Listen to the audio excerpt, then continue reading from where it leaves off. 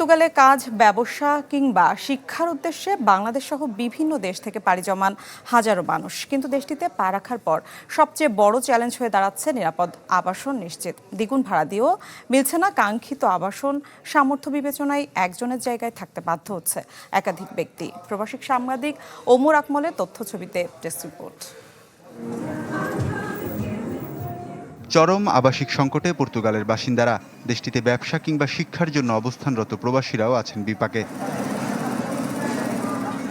Porto শহরের এই আবাসিক এলাকাগুলোতে একসময় তুলনামূলক কম খরচে মিলত বাসা ভাড়া। সম্প্রতি বদলেছে চিত্র। ছোট একটি রুমের জন্য গুনতে হচ্ছে প্রায় দ্বিগুণ ভাড়া। তাই দেশটিতে গিয়ে চাকরি পাওয়ার চেয়ে এখন বড় চ্যালেঞ্জ নিরাপদ আশ্রয় খুঁজে পাওয়া। দুর্দান্ত সব ফিচার নিয়ে এলো ক্যাপ্টেন ভিক্টর বাইক। এতে রয়েছে শক্তিশালী রিচার্জেবল ব্যাটারি, ব্লুটুথ এবং exciting music. Captain Victor bike, আনন্দে বাড়ুক শৈশব। চাহিদার তুলনায় গেল কয়েক বছরে দেশটিতে নির্মাণ হয়নি নতুন আবাসন। সীমিত সংখ্যক বাসার জন্য তাই চলে তীব্র প্রতিযোগিতা।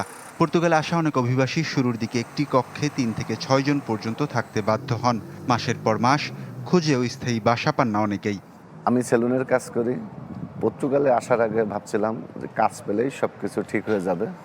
এখন দেখি কাজের চোতে বাসা পাওয়াটা বড় কঠিন। যেভাবে অধিবাসী বাড়তেছে ওইভাবে বাসাবাড়ি বা আবাসিক বাড়তেছে না।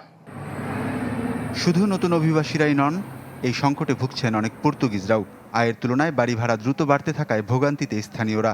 এতে মধ্যবিত্তদের জন্য বড় শহরে বসবাস কঠিন হয়ে পড়েছে। অনেক বাড়িওয়ালা দীর্ঘমেয়াদী ভাড়ার পরিবর্তে স্বল্পমেয়াদী বা পর্যটন কেন্দ্রিক ভাড়াকে বেশি লাভজনক মনে করছেন। এতে বাড়ি ভাড়া পাওয়া হয়ে পড়েছে আরও কঠিন। দেশটিতে অবস্থানরত প্রবাসীদের পরামর্শ, পর্তুগালে আসার আগে নিশ্চিত করা প্রয়োজন আবাসন, সাথে থাকতে হবে প্রয়োজনীয় কাগজপত্র আর বাড়তি অর্থ। আমি পর্তুগালে আজকে 6 মাস, আসার 1 মাস পরে কাজও পেয়ে গেছি। এই 6 মাসের ভিতরে আমার 3বার বাসা বদল করতে হয়েছে। আর যে স্যালারি পাই, এছাড়া যে একটা বাসা নিব তা আমার পক্ষে অসম্ভব।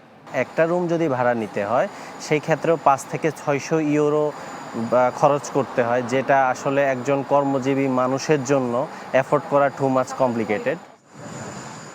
সংকট মোকাবিলায় বিভিন্ন উদ্যোগের কথা বলছে পর্তুগাল সরকার।